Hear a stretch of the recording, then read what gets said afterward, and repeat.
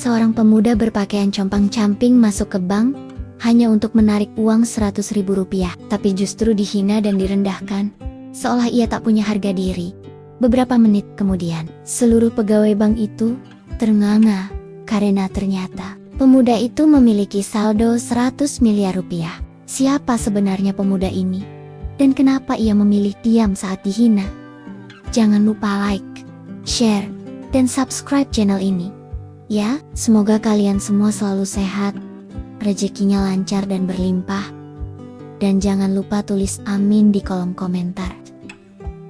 Saksikan cerita ini sampai akhir, karena setiap detiknya akan membuka mata dan menyentuh hati kalian. Langit pagi itu tampak seperti cermin kusam yang lupa dibersihkan. Buram, penuh debu, dan enggan memantulkan cahaya. Udara kota terasa pengap, disesaki asap kendaraan, dan suara klakson bersehet sahutan dari setiap sudut jalan. Di tengah keramaian yang begitu sibuk, ada seorang pemuda yang berjalan lambat, seolah dunia tak sedang terburu-buru. Namanya Arsa.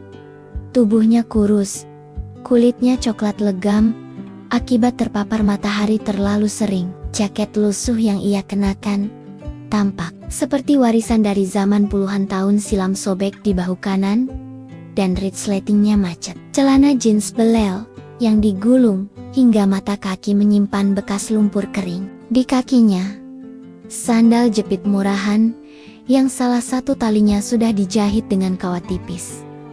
Wajah Arsa tidak kotor, tapi jelas bukan tipe yang akan dipajang di iklan bank mewah. Rambutnya akake koken, janggutnya tumbuh sembarangan, dan matanya.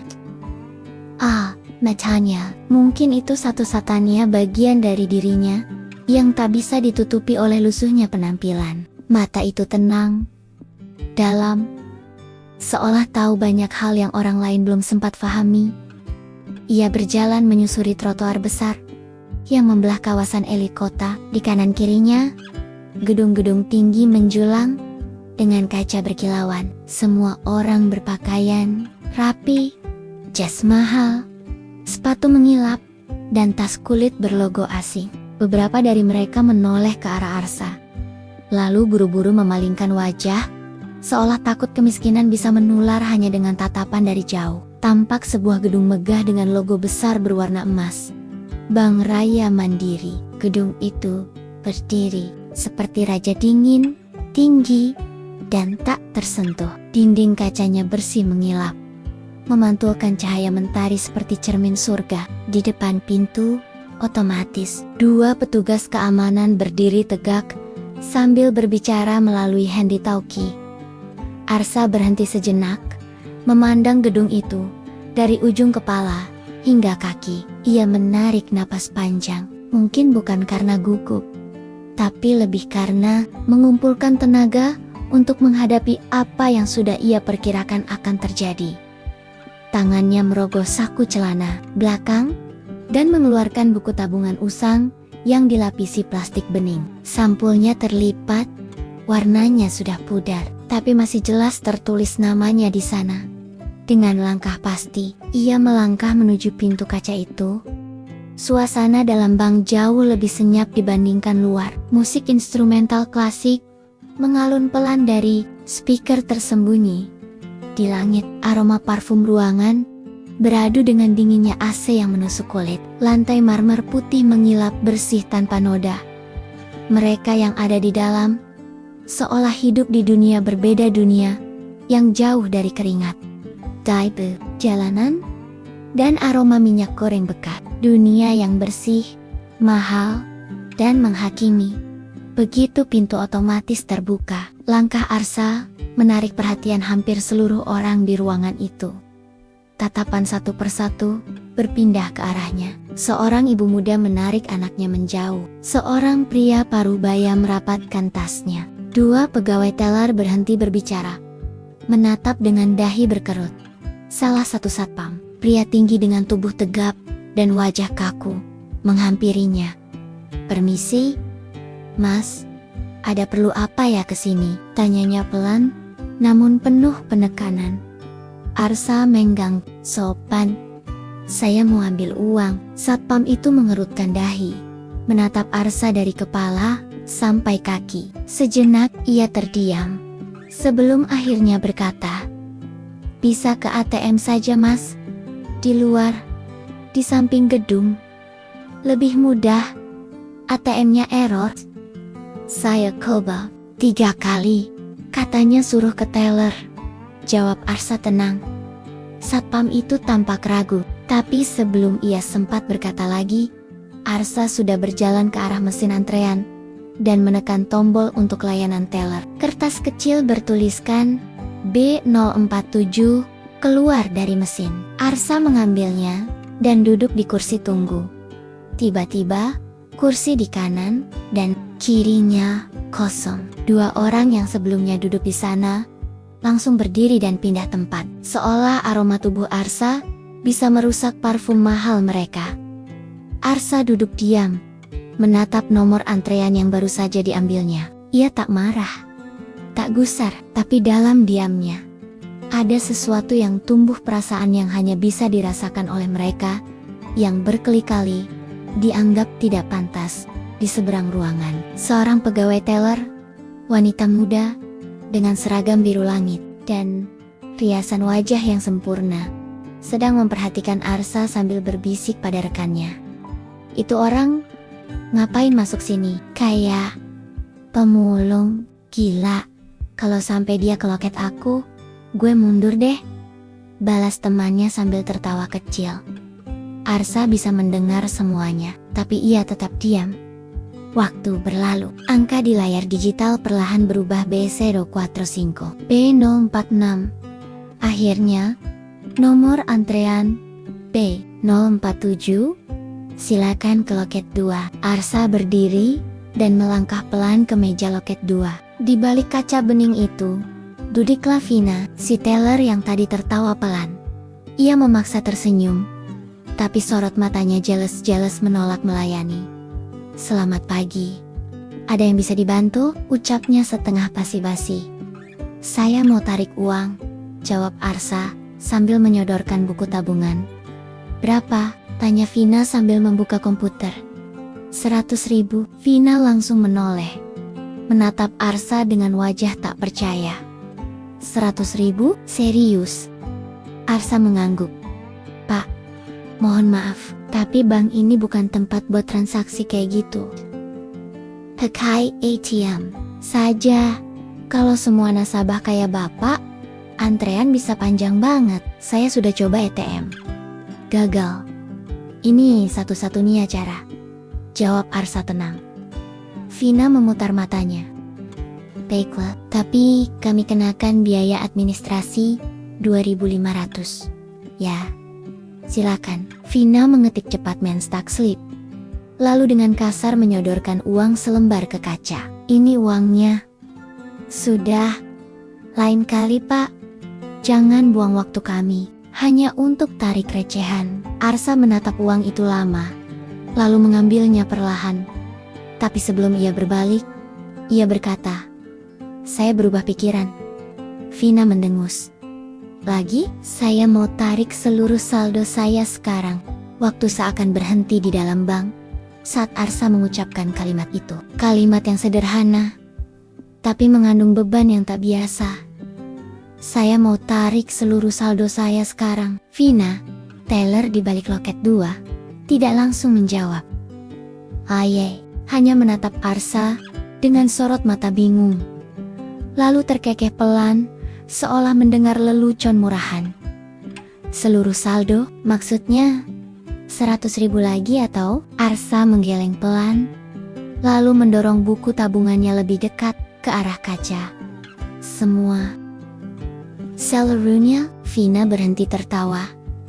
Tatapannya berubah kaku. Ia menoleh ke arah komputer, lalu membuka halaman data rekening sesuai nomor nasabah yang tertera. Tangannya mulai mengetik. Detik demi detik berlalu. Layar komputer menampilkan sesuatu yang membuat alis Vina naik seketika. Matanya melebar, mulutnya sedikit terbuka. Ia menatap layar itu beberapa detik tanpa berkata-kata. Dan kemudian, ia menoleh perlahan ke arah Arsa. Seperti baru sadar bahwa di depannya bukan orang sembarangan. Angka ini beneran, gumamnya pelan. Arsa tidak menjawab. Ia hanya berdiri tenang, wajahnya tetap datar, tanpa senyum. Bapak punya saldo sebesar 100 miliar, Vina bertanya. Kali ini dengan nada berbeda, suaranya rendah, lembut, dan penuh kehati-hatian. Ya, saya ingin tarik semuanya, jawab Arsa tenang. Seolah menarik uang dengan jumlah itu adalah hal lumrah. Baginya, kejadian itu seperti ledakan kecil yang memecah kesunyian ruangan. Dalam waktu singkat, dua pegawai teller lainnya berdiri dan mendekat, pura-pura ingin membantu Vina. Padahal mata mereka tak bisa lepas dari angka yang terpampang di layar 100 miliar rupiah seseorang dari ruangan sebelah. Pegawai berkemeja, rapi dengan dasi merah, buru-buru keluar sambil memanggil. Pak Denny, Pak Dani, ini perlu perhatian atasan. Beberapa nasabah yang duduk menunggu mulai berbisik. Seorang pria dengan jas abu-abu bertanya, "Itu tadi yang pakai sandal jepit ya? Dia yang punya duit sebanyak itu?" "Iya, saya dengar sendiri. Dia bilang mau tarik semua," jawab seorang wanita dengan tas bermerek sambil menahan suaranya agar tidak terlalu keras. "Gila, 100 miliar," gumam orang ketiga. Vina berdiri dari kursinya, lalu berjalan keluar dari loket untuk menemui Pak Dani, kepala layanan cabang. Wajahnya pucat saat membisikkan angka itu ke telinga Dani. Pria parubaya itu terbelalak, lalu segera menghampiri Arsa. "Selamat pagi Pak, saya Dani, kepala layanan cabang ini. Mohon maaf atas ketidaknyamanan tadi. Bisa kita bicarakan di ruangan konsultasi khusus Pak," ucapnya penuh sopan santun. Arsa menggeleng. "Tidak perlu, saya nyaman berdiri di sini. Uang saya tetap sama nilainya, walau saya duduk di bangku plastik." Pak Denny mengangguk canggung. "Tentu Pak, tentu.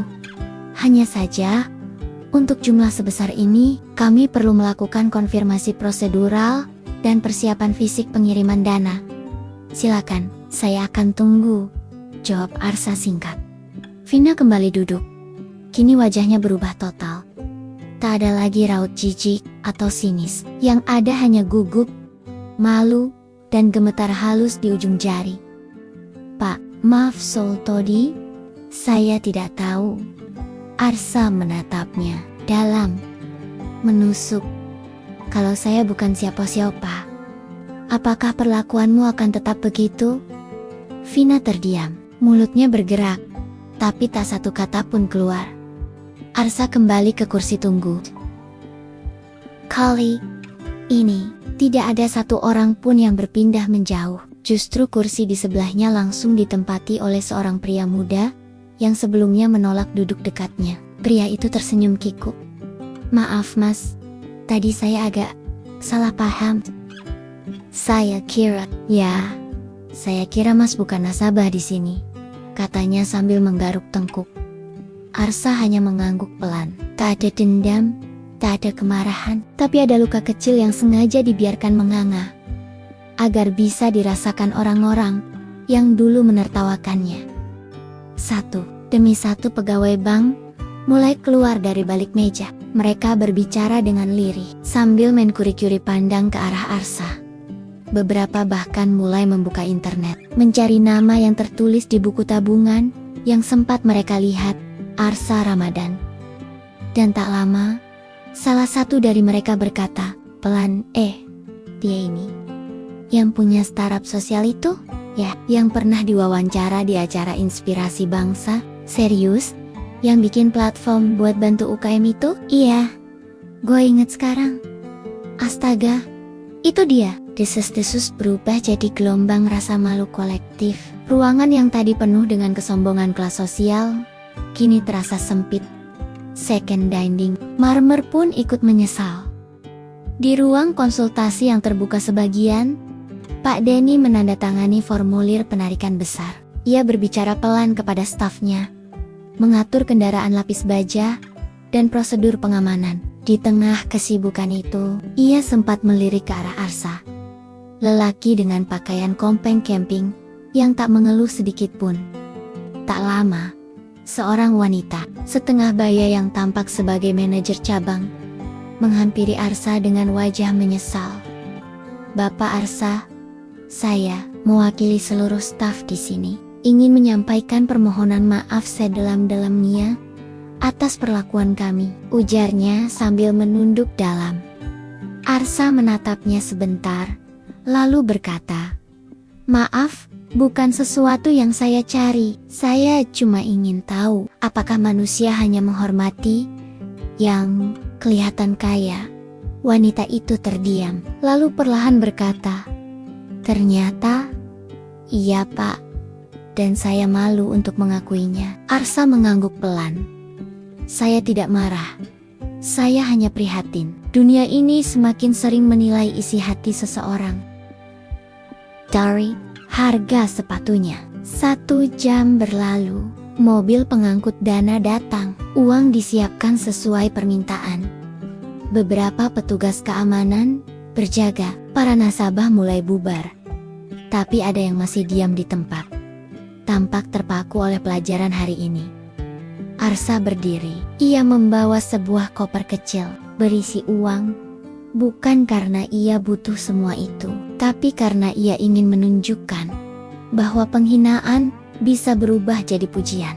Hanya karena saldo berubah tapi nilai kemanusiaan itu tidak berubah sedikit pun.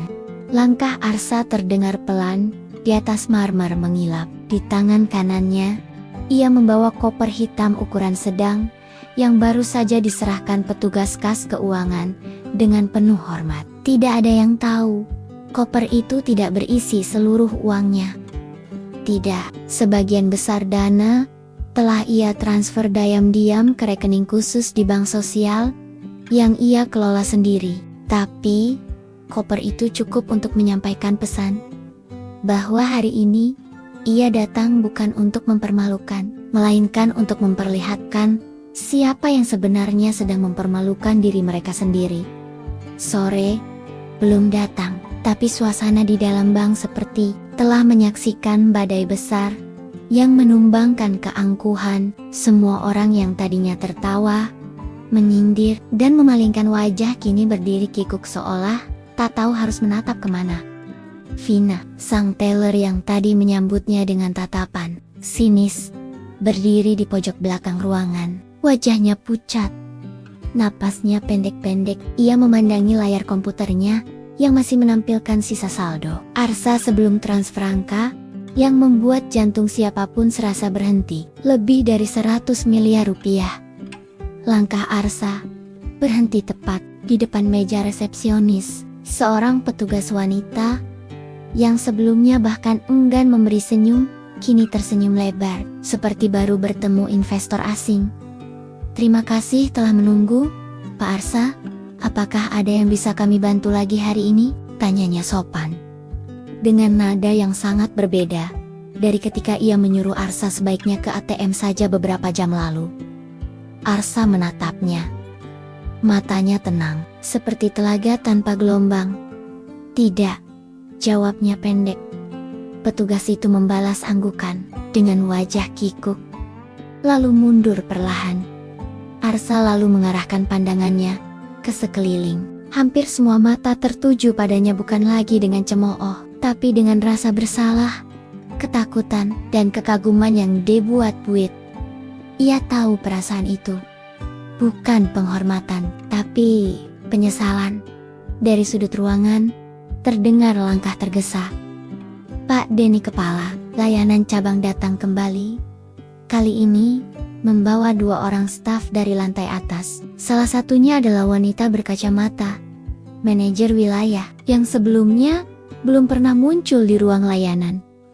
"Pak Arsa, kami benar-benar tidak tahu. Maksud saya, jika saja dari awal kami diberi informasi mengenai identitas Bapak, tentu kami akan memberikan ruang dan layanan IP sejak tadi," ucapnya cepat. Nada suaranya seperti orang yang sedang menghadapi ancaman hukum. Arsa menggongket satu alis. Jadi, kalau saya bukan siapa-siapa, saya pantas dipermalukan di depan umum. Wanita itu tersentak. Ia mencoba menjawab, tapi kata-katanya patah di tenggorokan. Arsa melanjutkan, suaranya kini sedikit meninggi, namun tetap stabil. Bank ini mencantumkan kata pelayanan profesional di brosurnya. Tapi hari ini, saya hanya melihat penilaian berdasarkan tampilan. Apa itu bentuk pelayanan yang kalian banggakan? Ruangan kembali hening. Para pegawai yang mendengar dari balik meja pelayanan mulai menunduk. Vina menggenggam kedua tangannya erat-erat. Ia ingin bicara, izin, meminta maaf. Tapi lidahnya keluh, dadanya terasa sesak. Seseorang dari antrean depan, pria muda berbadan besar, maju perlahan. Ia sebelumnya duduk tepat di sebelah Arsa saat pertama kali datang dan memilih pindah. Karena tak tahan dengan aroma keringat di balik jaket lusuh itu, kini ia mendekat dan berkata pelan, "Maafkan saya, Mas. Saya benar-benar malu dengan diri saya sendiri. Saya langsung menilai hanya dari tampilan, dan ternyata saya salah besar." Arsa memandang pria itu sebentar, lalu menjawab, "Tidak apa-apa. Setidaknya Anda cukup jujur untuk mengaku." Laki-laki itu menunduk dalam, lalu kembali ke antrean. Beberapa orang lain mengangguk, sebagian mulai bergumam pelan, "Pelajaran banget si ini. Gak nyangka aja, gue juga. Astaga, kita ini udah terlalu sering meremehkan orang cuma dari baju mereka. Untung dia orang baik. Kalau dendam, bisa hancur nama bank ini." Vina akhirnya memberanikan diri mendekat. Langkahnya pelan, dan setiap detiknya terasa berat. "Pak Arsa," katanya lirih. Arsa menoleh, menatapnya langsung. "Saya minta maaf tadi. Semua sikap saya, ucapan saya malu," ucapnya dengan suara bergetar. Arsa tidak langsung menjawab. Ia memperhatikan Vina yang kini berdiri dengan mata berkaca-kaca. Bukan air mata buaya, tapi penyesalan yang nyata. Ia menghela napas pelan. "Semoga setelah ini, kamu tidak butuh saldo nasabah untuk memutuskan siapa yang pantas dihargai." Vina menunduk. Air matanya jatuh diam-diam. Tak lama, Arsa menyerahkan satu lembar formulir penutupan rekening. Beberapa orang terkejut. Pak Dani berusaha mencegah. "Pak, jangan tutup rekening Bapak di sini. Kami akan memperbaiki semuanya. Sungguh, kami bahkan akan menawari Bapak sebagai nasabah prioritas." Arsa mengangkat tangan, meminta ia berhenti bicara. "Bukan karena marah, tapi karena saya ingin memberi pelajaran. Saya tidak butuh fasilitas VoIP. Saya hanya ingin bukti bahwa kalian belajar dari kesalahan ini." Pak Dani terdiam. Arsa lalu berjalan menuju pintu keluar, melewati meja layanan yang tadi menolak meliriknya. Kini, setiap mata yang ia lewati tunduk dalam. Bahkan, satpam yang sempat meragukannya di awal, memberi hormat, walau penuh keraguan pada dirinya sendiri. Di depan pintu kaca, Arsa berhenti. Ia menoleh sekali lagi ke dalam ruangan, lalu berkata dengan suara cukup lantang untuk didengar semua orang, "Terima kasih telah menunjukkan siapa kalian sebelum tahu siapa saya." Dan ia pun melangkah keluar kembali ke dunia yang nyata. Dunia di mana harga manusia bukan ditentukan dari sandal atau jos, tapi dari bagaimana ia memperlakukan sesamanya. Koper hitam di tangannya bukanlah lambang kemenangan, tapi simbol dari satu pertanyaan besar. Apakah harga diri hanya berlaku bagi mereka yang terlihat berharga? Langit menjelang sore itu mulai mengendurkan cahayanya. Awan menggumpal tipis, menyelimuti kota dengan nuansa kelabu yang sendu. Angin berembus pelan, menyapu trotoar tempat Arsa berdiri masih dengan jaket lusuh dan koper hitam di tangan. Ia tidak terburu-buru, tidak juga tersenyum puas. Ia hanya berjalan pelan, menyusuri sisi jalan yang biasa dilalui mereka, yang tak pernah diperhitungkan. Pengamen, tukang sol sepatu, dan pedagang asongan. 1-2 orang menatap koper di tangannya. Beberapa bahkan mencoba mendekat. Penasaran, tapi sekali mereka melihat jaket lusuh dan sandal jepit yang dikenakan Arsa, mereka mengurungkan niat. Takut, barangkali, atau merasa tidak perlu peduli. Begitulah dunia luar. Tak satu pun tahu apa yang baru saja terjadi di dalam gedung kaca tinggi itu. Tak satu pun tahu bahwa pria yang kini menyapa tukang koran di pojok jalan dengan senyum ramah barusan mengajari sebuah institusi finansial tentang nilai hormat yang tak bergantung pada jumlah nol di rekening. Mas Arsa, udah balik?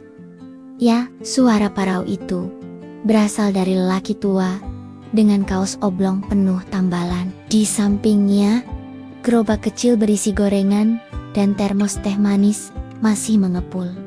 Arsa tersenyum. Iya, Pak Nur, masih setia di sini? Pak Nur mengangguk. Selama belum ada larangan dari Satpol PP, saya tetap dagang. Lawang cuma ini yang saya bisa, jawabnya sambil tertawa kecil. Arsa duduk di kursi plastik lusuh di samping gerobak. Ia membuka koper sebentar, mengambil 2 lembar uang 50.000, lalu menyodorkannya. Ambil saja gorengan dan tehnya, sisanya buat tambahan modal. Ya, Pak Nur tertegun. Loh, Mas, ini kebanyakan. Saya ambilkan gorengannya ya. Tapi, duitnya ini, ambil Pak. Saya cuma mampir sebentar, habis dari tempat biasa, jawab Arsa sambil menatap ke arah jalan besar tempat gedung bank tadi berdiri. Pak Nur tertawa kecil. Tempat biasa yang bikin Mas makin banyak pikiran, ya? Arsa hanya mengangguk. Tak perlu banyak kata, orang-orang seperti Pak Nur tak butuh penjelasan, mereka cukup mengerti. Dari ekspresi mata seseorang, setelah beberapa menit, Arsa kembali berjalan. Koper kecil itu masih dipegangnya erat, tapi bukan karena takut kehilangan, melainkan karena ia tahu koper itu punya arti. Di dalamnya memang ada uang, tapi lebih dari itu, koper itu adalah simbol bahwa ia pernah dianggap tak punya apa-apa, hingga dunia membuka mata karena satu angka yang terlalu besar untuk diabaikan. Tapi Arsa tahu, nilai manusia tak pernah bisa dikurung dalam koper. Ia melangkah masuk ke sebuah gang kecil yang sunyi. Di ujung gang, berdiri sebuah bangunan sederhana 2 lantai, dengan pelang kayu, bertuliskan, "Rumah Langkah Kita." Cat temboknya kusam, tapi halaman depannya bersih. Di sana, anak-anak kecil sedang duduk bersila, menggambar di atas karton warna-warni. Melihat Arsa datang, mereka berseru, "Mas Arsa, ah!" Seruan itu menggema. Seorang bocah laki-laki berlari menghampiri dan langsung memeluk kaki Arsa. "Mas kemana aja sih? Kami nungguin dari tadi." Arsa membelai rambut anak itu lembut. "Mas pergi sebentar nak, bikin orang-orang sadar sesuatu yang penting." Seorang wanita muda berjilbab datang dari dalam rumah. Wajahnya lembut, senyumnya tulus. "Namanya Kak Lala, koordinator kegiatan sosial di rumah binaan itu? Kamu dari bank itu?" tanyanya pelan. Arsa mengangguk. "Seperti yang kita rencanakan." Lala duduk di kursi dekat jendela, menatap anak-anak yang bermain di halaman. "Mereka nggak tahu. Kamu siapa ya?" tanyanya lagi. "Justru itu tujuannya. Kamu tahu kamu bisa saja dipermalukan, kan?" "Aku tahu, tapi bagaimana dunia bisa berubah kalau tidak ada yang mau jadi cermin buruknya?" Lala menendok. "Dan kamu jadi cermin itu." Arsa duduk. Di dekatnya, koper diletakkan di samping kaki. Ia mengambil sebuah buku tulis dari meja, membuka halaman kosong, dan mulai menulis. "Hari ini, aku udah penggel gembel, pengemis, dan orang aneh. Tapi itu semua tak membuatku goyah, justru menguatkan aku." bahwa kita harus terus melawan penilaian sempit. Kita harus menuntut dunia untuk melihat hati, bukan baju. Harga diri tak boleh dibeli dengan merek sepatu atau kartu nama. Lala Menjentip, tulisan Arsa. Kamu masih mau lanjut rencana ini? Masih. Aku mau lihat sampai sejauh mana orang bisa berubah kalau mereka tak tahu siapa kita. Lala terdiam. Kamu berani banget. Tapi, kamu juga sangat sendiri di langkah ini. Arsa menutup buku, menatap anak-anak yang tertawa sambil menggambar pelangi di langit kertas. Aku nggak sendiri, lah. Mereka ini yang membuat aku terus melangkah, karena mereka butuh masa depan yang tidak menghakimi dari warna baju atau isi kantong. Malam turun perlahan, lampu jalan menyala, menyinari trotoar yang mulai sepi. Di dalam rumah kecil itu, anak-anak tidur dalam balutan mimpi indah. Sementara, Arsa duduk di balkon lantai 2, memandangi langit dari saku jaketnya. Ia mengeluarkan lembaran koran yang sudah dilipat. Judulnya, Arsa Ramadan, pengusaha muda di balik startup sosial langkah kita. Ia menatap foto dirinya dalam koran itu rapi, berjas, tersenyum.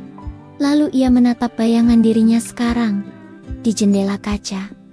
Jaket robek, rambut acak-acakan, wajah lelah, dua wajah, dua dunia, satu tujuan. Mereka yang menilainya hanya dari tampilan tak akan pernah tahu bahwa di balik pakaian lusuh itu tersembunyi harga diri yang tak bisa dibeli oleh siapapun. Hari berganti, langit kota kembali cerah, seolah lupa bahwa sehari sebelumnya ada hati yang dibanting, lalu dijilat kembali hanya karena saldo rekening. Tapi manusia tidak mudah lupa, terutama mereka yang merasa telah berbuat salah. Di ruang kantor cabang Bank Raya Mandiri, suasana pagi itu berbeda. Para pegawai sibuk membuka portal berita online yang menampilkan satu nama, Arsa Ramadan. Pemuda pakaian lusuh yang menarik 100 miliar ternyata pendiri startup sosial terbesar di tanah air. Arsa Ramadan ungkap alasan menyamar sebagai gembel. Ingin tahu siapa yang menilai manusia dari sepatu? Judul-judul itu tersebar cepat, tidak hanya di media lokal, tetapi juga nasional. Wajah Arsa terpampang jelas di berbagai kanal media sosial, lengkap dengan kutipan pernyataan singkat yang ia tinggalkan di bank. Terima kasih telah menunjukkan siapa kalian. Sebelum tahu siapa saya, Vina menatap layar komputernya dengan wajah murung. Rambutnya dikuncir asal-asalan, matanya sembab karena semalaman tidak bisa tidur. Ia membaca ulang berita itu berkali-kali, berharap ada penjelasan bahwa semuanya hanya skenario atau prank belaka. Namun tidak, itu nyata. Pria yang ia remehkan, yang ia seru pakai ATM saja, ternyata adalah pengusaha muda yang masuk dalam 10 tokoh inspiratif Asia Tenggara versi majalah Langit, pendiri platform sosial Langkah Kita, yang telah menyekolahkan lebih dari 10.000 anak jalanan dan membina ribuan UMKM perempuan di desa. Dan ia, Vina, adalah orang pertama yang melecehkannya hari itu. Suara pintu kantor terbuka membuatnya tersentak. Pak Dani masuk bersama manajer regional dan satu orang dari kantor pusat. Mbak Vina, ucap Pak Dani pelan. Silakan ikut ke ruang rapat. Ada hal yang perlu kita bahas. Ia berdiri kaku. Tak perlu dijelaskan pun, ia tahu arah pembicaraan itu. Dunia menuntut tanggung jawab dan hari ini, dia yang harus menjawab di tempat lain. Di sebuah studio TV swasta, Arsa duduk dengan raut wajah tenang. Ia mengenakan pakaian sederhana, tapi bersih.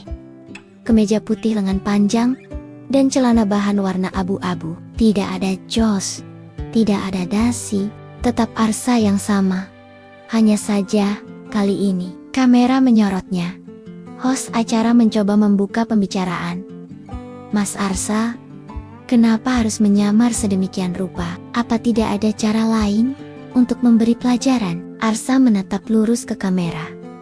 Kalau saya datang dengan jas dan mobil mewah, mereka akan menyambut saya dengan senyum palsu dan segelas kopi. Tapi kalau saya datang sebagai orang biasa, mereka menunjukkan jati diri mereka yang sebenarnya. Host mengangguk. Dan yang Anda lihat? Lebih menyakitkan dari yang saya bayangkan, jawab Arsa datar. Pernyataan Arsa viral. Potongan videonya tersebar di TikTok, YouTube, hingga Instagram. Netizen membanjiri kolom komentar akun resmi bank dengan kritik tajam. Bangga menghina sebelum tahu saldo. Pelajaran berharga. Jangan remehkan siapapun. Arsa, kamu pahlawan diam. Hormat di balik layar. Manajemen pusat bank panik. Mereka menggelar rapat darurat, membentuk tim khusus untuk mengendalikan krisis. Pimpinan tertinggi mengeluarkan pernyataan resmi. Kami meminta maaf kepada Bapak Arsa Ramadan atas perlakuan yang tidak semestinya dari beberapa pegawai kami. Kami berkomitmen untuk memperbaiki sistem pelayanan agar tidak ada lagi diskriminasi terhadap siapapun berdasarkan penampilan atau latar belakang. Namun, permintaan maaf itu telat. Reputasi sudah hancur. Sementara itu, Arsa tetap menjalani harinya seperti biasa. Ia tidak datang ke bank lain, tidak mengejar pemberitaan, bahkan tidak membalas permintaan maaf secara terbuka. Ia lebih memilih kembali ke rumah langkah kita, bermain dengan anak-anak, membantu mereka belajar menggambar dan menulis mimpi. Suatu malam, saat duduk di teras rumah sosial itu, Kak Lala datang membawa amplop. Ini ada undangan, Sa, dari Kementerian Sosial. Katanya kamu diundang untuk menerima penghargaan karena upayamu dalam menyuarakan nilai kemanusiaan. Arsa menatap amplop itu tanpa ekspresi. Ia tidak menolak, tapi juga tidak terlihat antusias. Kita hidup bukan untuk mengejar pengakuan, tapi kalau itu bisa bantu orang lain belajar menghargai manusia, aku akan datang. Lala tersenyum. Kamu sadar gak sih, Sa? Semua orang sekarang mulai ngomongin soal perubahan. Banyak kantor dan perusahaan mulai ngadain pelatihan anti-diskriminasi gara-gara kamu. Arsa menunduk pelan. Ia membuka catatannya, menulis satu kalimat. Terkadang, satu luka kecil bisa mengguncang bangunan besar yang arogan. Hari berganti cepat. Vina akhirnya dipanggil untuk proses evaluasi internal. Ia tidak dipecat, tapi diberi tugas sosial ke desa binaan langkah kita selama 3 bulan, keputusan langsung dari manajemen pusat. Setelah berdiskusi dengan Arsa, sore itu, Vina tiba di rumah kecil dengan papan kayu di gerbangnya. Langkahnya ragu, tapi niatnya bulat. Di halaman depan, ia melihat anak-anak sedang menggambar di atas karpet. Dan di sana, duduk di samping mereka, mengenakan kaos putih dan celana training. Arsa. Vina mendekat perlahan. Mas Arsa. Arsa menoleh. Kali ini, ia tersenyum-senyum hangat yang tak pernah muncul saat di bank. Selamat datang, mau bantu ajarin anak-anak mewarnai? Vina menatap anak-anak itu, lalu mengangguk. Suaranya pelan. Boleh. Aku mau belajar juga, belajar tentang manusia. Arsa tersenyum lagi, lebih lebar kali ini. Di sini, kita semua belajar, termasuk aku. Angin sore menerpa pelan halaman kecil rumah langkah kita. Sinar matahari menurun perlahan, memantulkan warna keemasan di permukaan genting yang usang. Suara tawa anak-anak masih terdengar dari sudut belakang rumah tempat mereka bermain bola. Dari kain perca. Namun di sisi lain rumah, di ruang tengah yang remang, Arsa duduk sendirian. Kepalanya tertunduk. Buku catatannya terbuka di atas meja kayu, tapi pena tak bergerak. Biasanya, sore seperti ini adalah waktu ia menulis, merenungkan hari, mencatat pelajaran, dan menyusun rencana. Tapi kali ini, jiwanya terasa lelah. Semua orang bilang mereka berubah, gumam Arsa pelan. Tapi Tapi, kenapa semua itu terasa terlalu cepat? Terlalu dangkal. Beberapa hari terakhir menjadi hari yang penuh gemuruh. Ia menerima undangan dari berbagai instansi, panggilan dari kementerian, universitas, bahkan stasiun TV internasional yang tertarik dengan kisahnya. Tapi tak satu pun membuatnya tenang. Justru, ia merasa semakin jauh dari tujuan awalnya.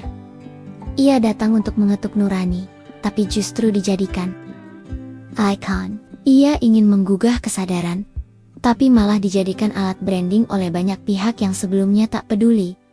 Suatu malam, Arsa menerima email dari seorang pria bernama Gilang, manajer hubungan publik salah satu bank swasta besar. Email itu panjang, tapi intinya sederhana.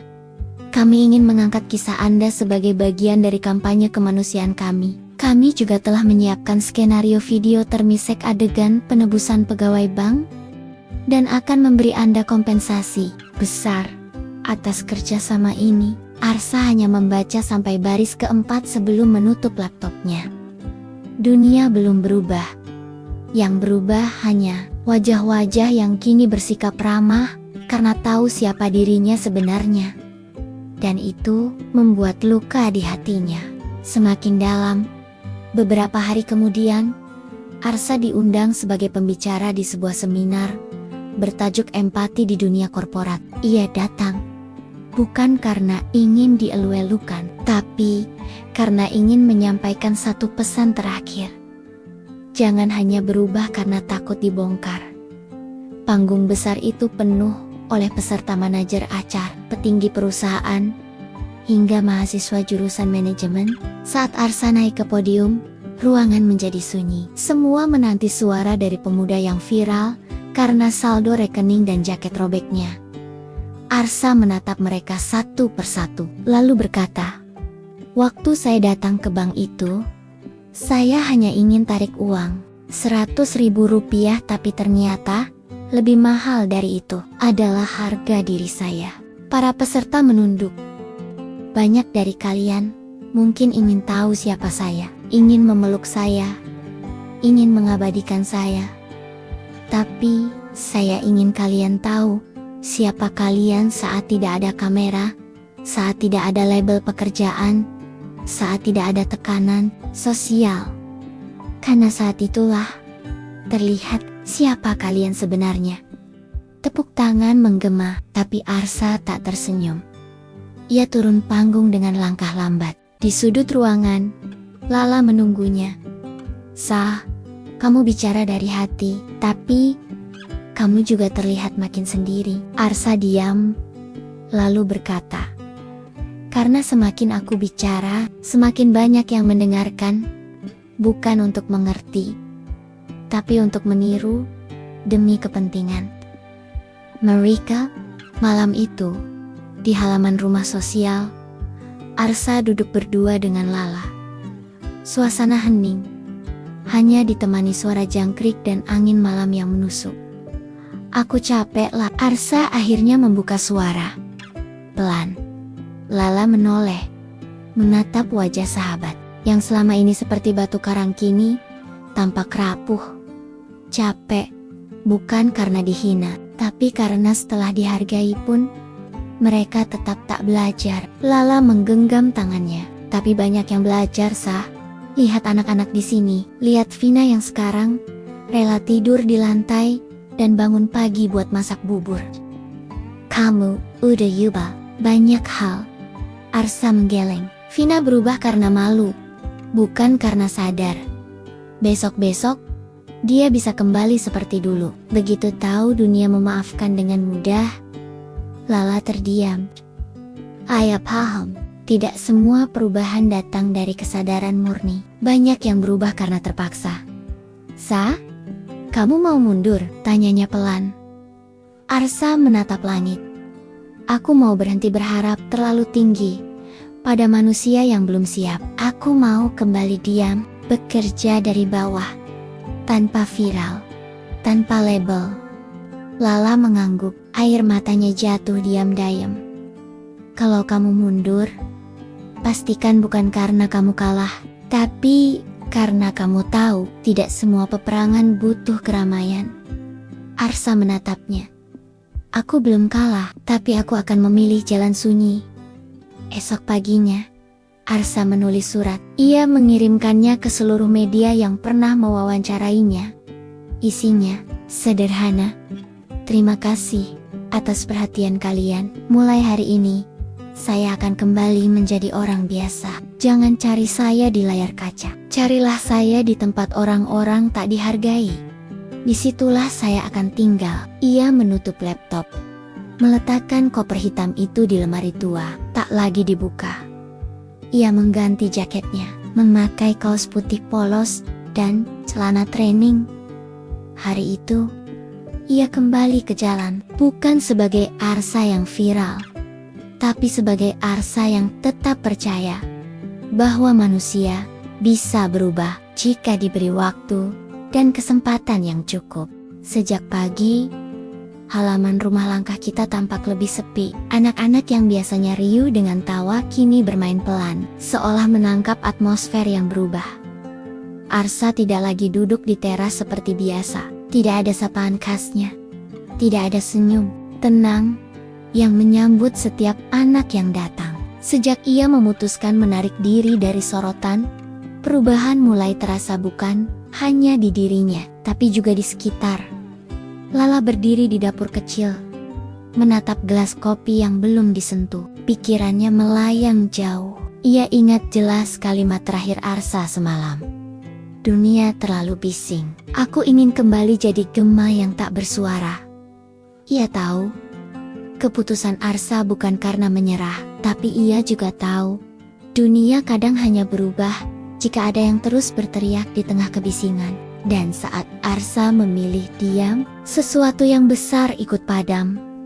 Beberapa hari setelah Arsa menghilang dari ruang publik, media mulai kehilangan minat. Berita tentang pemuda berpakaian lusuh yang menarik 100 miliar mulai tenggelam di antara gosip, artis, dan isu politik. Tak ada lagi potongan video yang viral, tak ada lagi pujian yang membanjiri kolom komentar. Yang tersisa hanyalah mereka yang benar-benar peduli, dan mereka mulai kebingungan. Di kantor pusat langkah kita, staf yang biasa mengatur program donasi menerima puluhan pesan dari sponsor.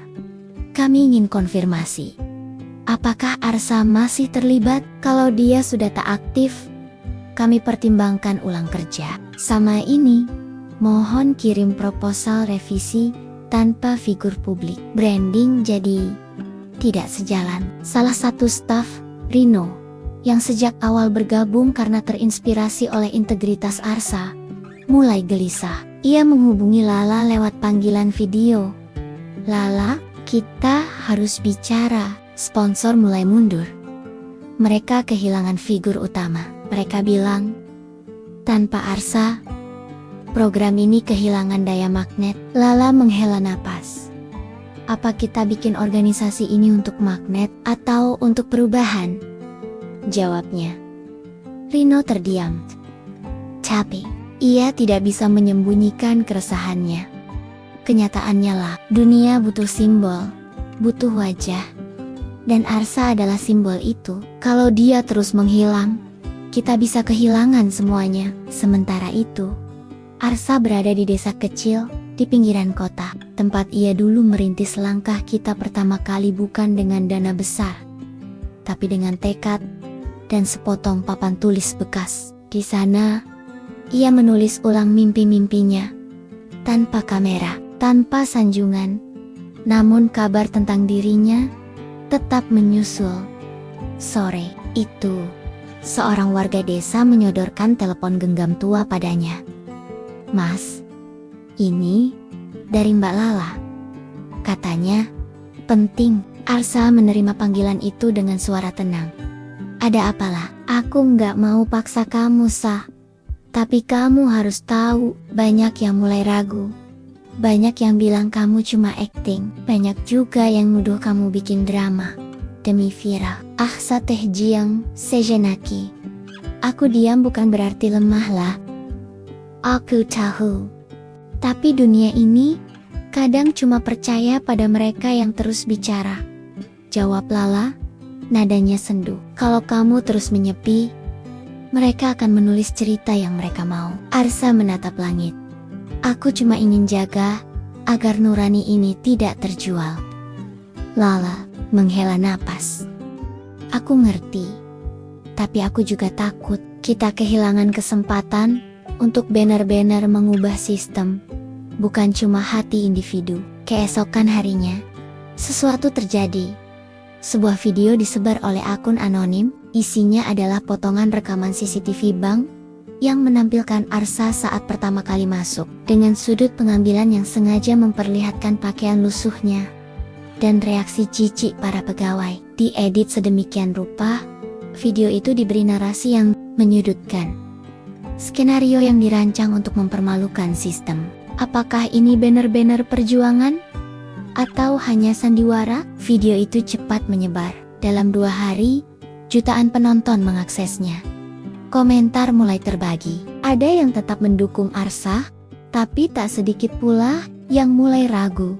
Kalau niatnya tulus, kenapa direkam? Ini kayaknya settingan. Dunia hiburan dan sosial emang makin kabur batasnya. Pantesan langsung viral. Udah disiapin semua. Di rumah sosial, Vina yang saat itu sedang menyapu halaman melihat berita itu. Di layar ponsel milik tetangga, tangannya gemetar. Ia langsung menelepon Lala. "Mbak, kita harus bantu Mas Arsa. Ini gak adil, dia yang paling tulus, tapi malah dituduh manipulatif." Lala menggigit bibirnya. "Aku tahu, Vin. Tapi Arsa gak akan pernah bela diri dengan cara murahan. Dia bukan tipe orang yang bikin klarifikasi sambil menangis di depan kamera." Vina menatap anak-anak yang tetap bermain riang, tak peduli dunia dewasa sedang gaduh. "Kalau begitu, kita yang harus bicara." Beberapa hari kemudian, Lala, Vina, dan Rino membuat konferensi pers kecil, tanpa sponsor, tanpa lighting, tanpa backdrop mewah. Mereka hanya berdiri di depan bangunan kayu rumah langkah kita, dan satu persatu bicara. "Lala, Arsa bukan aktor, ia hanya ingin dunia berhenti menilai dari jas dan sepatu. Dan kami Samuel adalah saksi hidup perjuangannya. Vina, saya adalah orang pertama yang menghina dia di bank itu, dan saya juga orang pertama yang melihat betapa besarnya hati yang ada di balik bajunya yang compang-camping." Rino, kalau perjuangan sosial harus dibungkam karena terlalu menyentuh, maka kita harus bertanya, apa sebenarnya yang dunia takutkan dari seseorang yang jujur? Video sederhana itu menyebar, bukan karena promosi, tapi karena kejujuran yang terpancar di tiap kata. Dan jauh di desa kecil itu, Arsa menonton video itu diam-diam. Matanya berkaca-kaca. Ia tahu, dunia belum sepenuhnya siap menerima cara perjuangannya. Tapi, ia juga tahu, ia tidak sendiri. Hari itu, ia menulis satu kalimat terakhir di catatannya. "Jika suara diam bisa membelah gunung kesombongan, maka aku akan terus diam, tapi tidak akan pernah pergi." Hujan turun deras sore itu, membasahi seluruh sudut desa kecil tempat Arsa menetap sementara. Suara petir menggelegar dari kejauhan, dan lampu di rumah kayu tempatnya tinggal beberapa kali berkedip seolah ikut gemetar menahan kenyataan yang semakin tak jelas batasnya. Arsa duduk di lantai, membelakangi jendela. Di depannya, buku catatan terbuka lebar, tapi kosong. Pena tergeletak di atas halaman. Tak bergerak sejak 2 jam lalu, ia baru saja menonton ulang rekaman konferensi pers yang dilakukan oleh Lala, Vina, dan Rino. Wajah-wajah jujur itu, kata-kata penuh keberanian itu, telah mengguncang hatinya. Tapi, bersamaan dengan itu, muncul juga berita terbaru. Sponsor besar yang selama ini mendukung program Langkah Kita mengancam menghentikan semua bantuan jika Arsa tidak memberi klarifikasi resmi. Sebagian media mulai menarik artikel positif tentang Arsa karena tak ingin dikaitkan dengan drama sosial yang menimbulkan perdebatan publik. Warganet terpecah. Ada yang tetap mendukung, namun lebih banyak yang memilih diam. Dan itulah yang paling menyakitkan. Bukan hujatan, tapi diam. Karena diam bisa berarti lupa, dan dunia yang lupa bisa lebih kejam daripada dunia yang menghina. Pukul 8 malam, suara langkah cepat terdengar di teras. Lala datang tergesa dengan wajah basah karena hujan. Napas memburu. Ia membawa sebuah amplop putih dan handphone dengan layar menyala. Arsa, suaranya terputus-putus. Ia menyerahkan surat dan menunjukkan pesan dari Komisi Nasional Etika, Publik, dan Sosial. Kami memohon kehadiran Bapak Arsa Ramada dalam forum nasional pekan ini untuk menyampaikan klarifikasi terbuka sekaligus menyatakan komitmen terhadap etika perjuangan sosial tanpa muatan dramatis. Arsa menatap surat itu, lalu berkata pelan, "Jadi, ini titiknya, aku harus memilih antara idealisme atau eksistensi." Lala menatapnya, matanya sembab. "Sa, kita semua berjuang bersamamu, tapi kita juga nggak bisa terus berjuang kalau dunia menutup pintu, karena kita dianggap manipulatif." Arsa berdiri, berjalan ke arah jendela. Ia menatap tetesan hujan yang berlomba jatuh. "Aku tidak pernah memanipulasi siapapun. Aku hanya diam, dan dunia yang memelintir. Diamku jadi sandiwara. Kalau begitu, bicaralah. Klarifikasilah. Jangan biarkan mereka menulis ulang cerita kita dengan tangan yang tak tahu kebenaran." Arsa memejamkan mata. Hatinya bergetar. Ia bisa kembali. Ia bisa baikara. Ia bisa menyelamatkan semua yang telah ia bangun jaringan sosial. Ribuan penerima manfaat dan masa depan anak-anak jalanan yang kini mulai berani bermimpi. Tapi ia tahu, jika ia kembali hanya untuk memenuhi tekanan, maka kemenangannya bukan lagi karena prinsip, melainkan karena kompromi. Dan itu bukan dirinya. Keesokan harinya, ia bangun lebih awal, memakai jaket sederhana, dan berjalan kaki menuju bukit kecil di sisi desa. Di sana, ia duduk di atas batu besar, menatap matahari yang perlahan muncul dari balik kabut. Angin berembus pelan, membawa harum tanah basah, dan suara ayam berkokok dari kejauhan. Arsa mengeluarkan ponselnya, merekam dirinya sendiri. Tapi kali ini bukan untuk media, bukan untuk publik. Untuk dirinya sendiri. "Halo Arsa, kalau suatu saat kamu lupa kenapa kamu memilih jalan ini, tonton lagi video ini.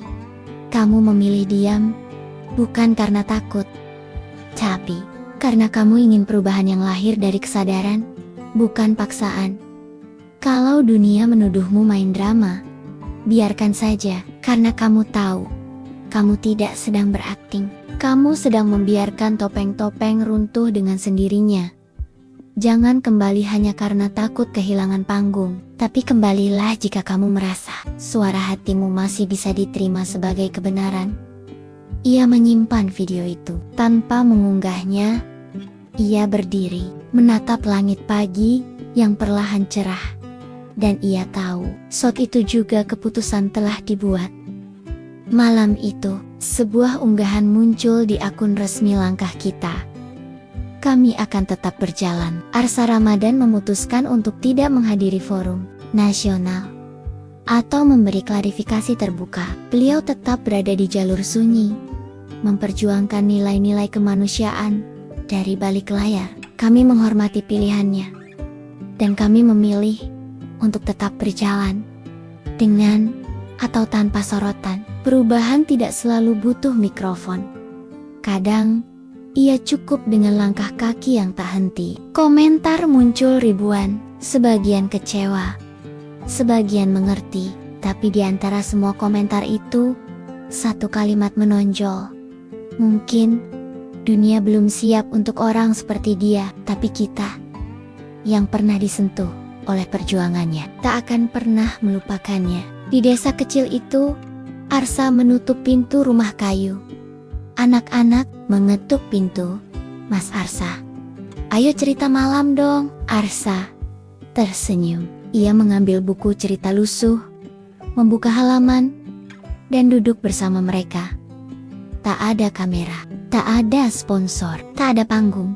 Tapi di sana, di bawah cahaya lampu minyak, Arsa kembali menemukan dirinya yang sejati. Yang tidak butuh validasi, yang tidak haus pembenaran, yang hanya ingin satu hal, melihat dunia menjadi tempat yang lebih adil. Meski hanya satu manusia pada satu waktu, musim berganti, hujan mulai jarang turun. Daun-daun yang dulu layu kembali tumbuh, menari di bawah matahari pagi. Di desa kecil yang dulu hanya jadi latar perjuangan sepi, kehidupan mulai berjalan dengan wajah baru. Anak-anak di rumah langka, kita kini semakin percaya diri. Beberapa dari mereka sudah mulai membaca lancar. Sebagian lain mulai menggambar cita-cita mereka di tembok belakang rumah. Guru, dokter, bahkan arsitek. Lala duduk di beranda, mengamati mereka dengan mata berkaca-kaca. Tak jauh di sebelahnya, Vina sedang membantu seorang anak mengikat tali sepatu. Sudah hampir sebulan sejak Arsa memilih mundur dari sorotan. Dunia mungkin mulai melupakannya. Tetapi bagi rumah kecil ini, kehadirannya tetap terasa di tiap langkah. Dan diam-diam, dampak keputusannya mulai mengguncang di luar sana. Di kantor pusat bank tempat segalanya bermula, terjadi hal yang tak pernah dibayangkan sebelumnya. Setelah gelombang kritik publik yang datang bertubi-tubi, direksi baru memutuskan mengadakan pelatihan khusus bertajuk pelayanan tanpa penilaian. Materinya, kisah Arsa.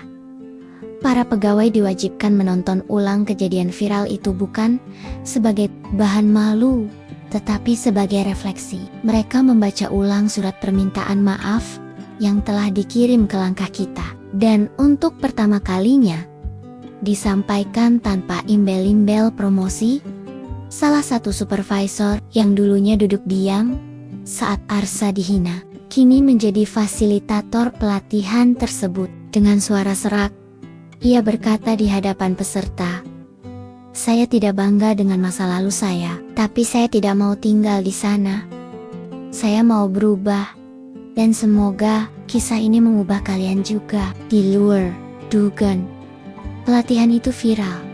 Tanpa diminta, beberapa perusahaan lain mengikuti. Sebuah pusat perbelanjaan besar bahkan memasang tulisan besar di pintu masuk mereka, "Kami menilai senyum Anda, bukan sepatu Anda." Sementara itu, Lala menerima passion dari komunitas sosial di berbagai daerah. Mereka meminta bantuan untuk membentuk rumah langkah kita versi lokal. Bukan cabang, bukan waralaba, tapi gerakan independen yang terinspirasi. Ia menelepon Arsa malam itu. Suaranya bergetar saat berkata, "Kamu pikir kamu pergi, tapi jejakmu justru jadi arah." Di seberang telepon, Arsa hanya menjawab pelan, "Aku tidak ingin jadi arah, lah. Aku hanya ingin jadi alasan orang berhenti meremehkan sesama." Suatu sore, sebuah surat datang, diantar oleh anak kecil dengan sepeda pinjaman. Amplopnya sederhana, namun isinya menyentuh. "Saya Vino, sopir ojek daring. Saya dulu ikut tertawa waktu lihat Mas Arsa dihina di bank. Saya juga ikut nonton videonya, lalu tertawa lagi. Tapi setelah anak saya pulang dari sekolah dan cerita soal orang baik yang tidak menyerah, saya sadar saya salah. Hari ini saya tidak tahu bagaimana cara minta maaf ke Mas Arsa. Tapi saya sudah mulai ajak teman-teman saya untuk sopan ke semua penumpang, tak peduli pakaian mereka. Terima kasih sudah tidak marah. Terima kasih sudah tidak membalas. Mas Arsa, diam Anda lebih keras dari teriakan siapapun." Vino, bekas Arsa menatap surat itu lama. Matanya basah, tapi mulutnya tersenyum. Ia tahu, tidak semua orang akan berubah. Tapi satu saja yang berubah, sudah cukup. Beberapa hari kemudian, Rino datang ke desa. Ia membawa kabar. "Sa, Salah satu perusahaan sponsor balik lagi. Tapi, Kali, ini bukan untuk iklan. Mereka hanya ingin bantu. Tanpa syarat, Arsa menatapnya. Sedikit terkejut. Dan mereka tahu, aku tak akan muncul di depan. Rino mengangguk. Justru karena kamu menolak muncul, mereka sadar. Nilai yang kamu perjuangkan itu tulus. Arsa diam sebentar, lalu berkata, kalau begitu, kita mulai lagi. Tapi pastikan satu hal, kita bantu orang, bukan buat dilihat, tapi buat dirasakan. Semenjak itu, langkah kita bangkit kembali. Tapi kali ini lebih kuat, lebih jujur, tidak dengan kemewahan, tidak dengan selebritas, tapi dengan tindakan-tindakan kecil yang konsisten. Satu demi satu. Perubahan lahir. Sekolah-sekolah memasukkan modul etika, menghargai semua orang.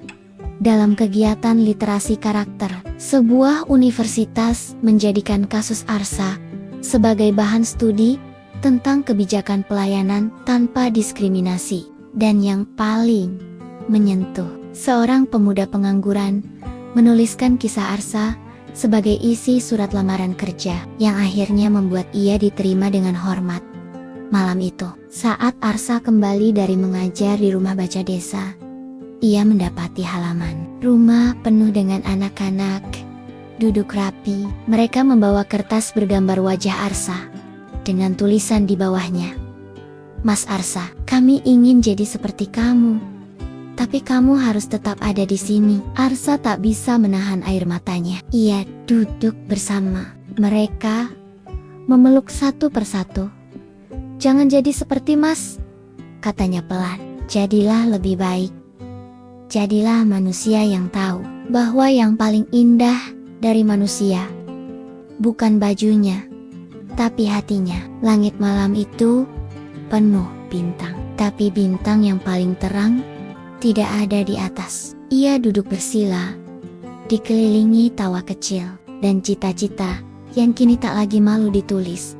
Ia adalah Arsa Ramadan.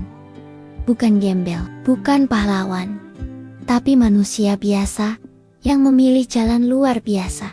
Mentari pagi menembus sela dedaunan, menciptakan bayangan-bayangan kecil di tanah berdebu halaman rumah langkah kita. Aroma tanah yang masih lembab menyambut hari baru, dan dari kejauhan terdengar suara anak-anak menyanyikan lagu tentang mimpi dan harapan.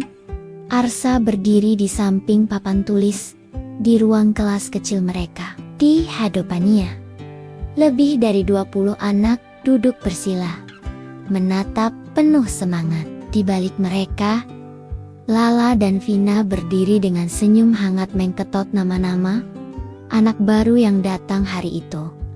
Arsa mengangkat selembar kertas bergambar baju robek dan koper hitam.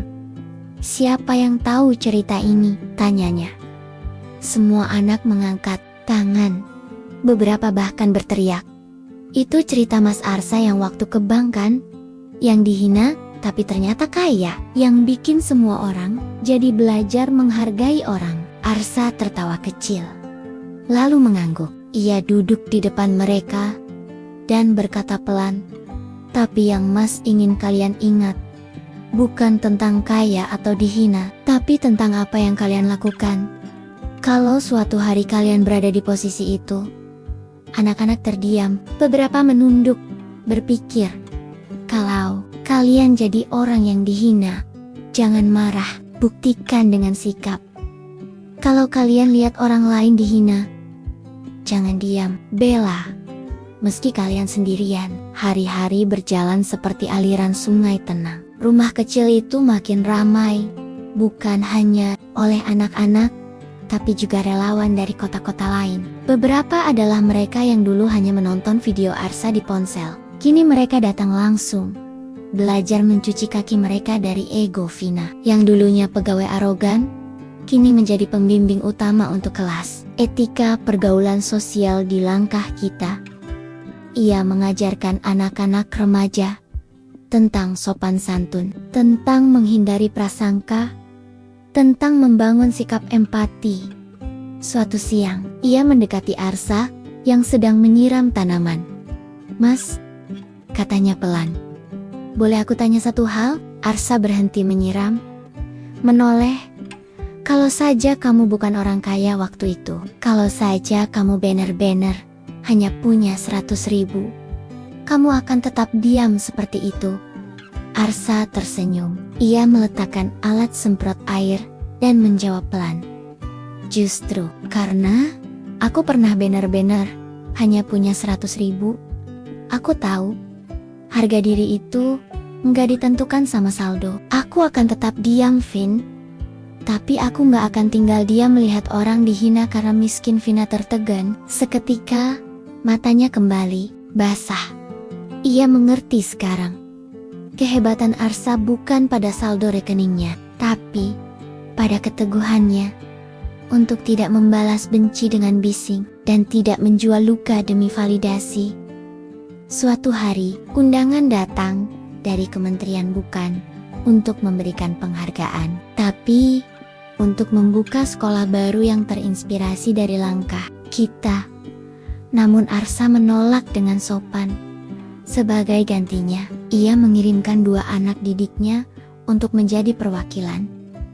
Mereka berdiri di podium kecil dengan seragam lusuh, namun senyum percaya diri. Dan dari mimbar sederhana itu, salah satu dari mereka berkata, "Mas Arsa bilang, kami bukan masa depan, kami adalah sekarang. Maka mulai sekarang, kami mau berdiri. Karena kami belajar, bukan dari orang yang paling banyak bicara, tapi dari orang yang diamnya bisa mengubah dunia." Ucapan itu menjadi kutipan di koran nasional. Tapi Arsa tak membacanya. Ia terlalu sibuk menanam pohon mangga di belakang rumah, sambil menemani anak-anak yang belajar mengukur tinggi pohon dengan cara tradisional.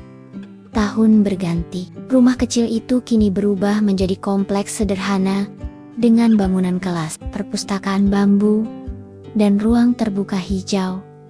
Tak ada pelang besar, tak ada tulisan nama Arsa di dinding. Sebab sejak awal, Arsa menolak dijadikan nama program atau yayasan. Sebab nama itu hanya sementara, tapi nilai akan tinggal lama, katanya. Lala kini menjadi kepala program. Vina mengelola cabang di kota. Rino mendirikan unit bina usaha kecil di pelosok desa. Semua berakar dari langkah kecil yang dulu dianggap gila, menyamar sebagai gembel, masuk bank, dan diam ketika dihina, tapi dunia ingat. Dan lebih penting, anak-anak itu meneruskan. Di sebuah pagi yang cerah, Arsa duduk sendirian di bawah pohon rindang di bukit belakang rumah. Tangannya memegang buku catatan terakhirnya. Di halaman paling belakang, ia menulis pelan, "Aku bukan pahlawan, aku hanya lelaki yang memilih untuk tidak menjawab dengan suara keras. Tapi jika suatu saat ada anak-anak yang tumbuh dan tidak lagi melihat manusia dari merek bajunya, maka itu cukup bagiku untuk mati tenang." Tiba-tiba, seorang bocah laki-laki berlari dari kejauhan, membawa gambar di tangannya. "Mas Arsa, aku gambar kamu jadi guru. Boleh nggak?" Arsa tertawa. "Boleh, tapi jangan gambar aku terlalu hebat ya." Bocah itu mengangguk. "Tenen, Mas, aku gambar kamu pakai baju robek, duduk sambil ngajarin anak-anak." Arsa memeluknya, menatap gambar itu. Dan di situ, ia tahu, ia tak pernah benar-benar pergi dari hati siapapun. Itulah kisah Arsa, seorang pemuda yang memilih diam saat dihina, tapi diamnya justru mengguncang banyak hati dan membuka mata dunia, bahwa harga diri bukan ditentukan oleh pakaian, jabatan, atau saldo rekening, melainkan oleh bagaimana kita memperlakukan sesama. Semoga kisah ini menjadi pelajaran bagi kita semua untuk tidak cepat menilai dari penampilan luar. Jika cerita ini menyentuh hati kamu, jangan lupa untuk like, share, dan subscribe channel ini agar kamu gak ketinggalan kisah inspiratif lainnya. Saya doakan kamu yang menonton selalu diberi kesehatan, kebahagiaan, dan rezeki yang terus mengalir tanpa henti. Jangan lupa tulis amin di kolom komentar ya. Sampai jumpa di cerita berikutnya. Tetap jadi manusia yang rendah hati dan penuh empati.